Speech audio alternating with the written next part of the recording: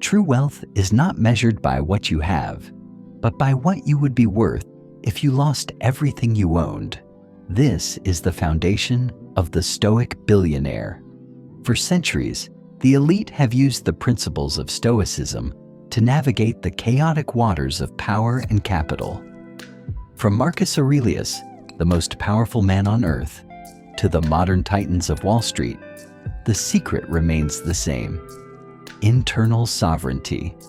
Stoicism teaches us the dichotomy of control. Most people waste their mental energy worrying about market crashes, global events, or the opinions of others. This is a leak in your financial energy. The Stoic Billionaire focuses only on what he can command: his judgment, his internal narrative, and his reaction. This is where Neville Goddard and the Stoics meet. Neville taught us that the world is yourself pushed out. If your internal state is one of unshakable sovereignty, the external matrix has no choice but to reflect that authority. When you master your mind, you master the markets. Amorfati, the love of fate.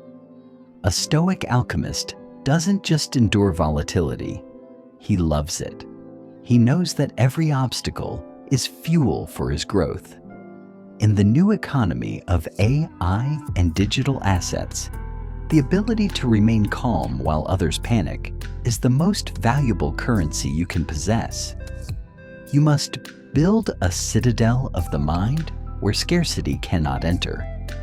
By assuming the state of the sovereign now, you become immune to the fluctuations of the world of shadows. You understand that capital is a tool, not a master. To be truly wealthy, you must first be free. Free from the fear of loss and free from the addiction to gain.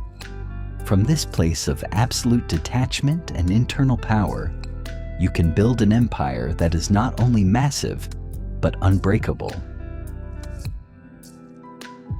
Subscribe to Aureum Axiom and master the architecture of your sovereign wealth.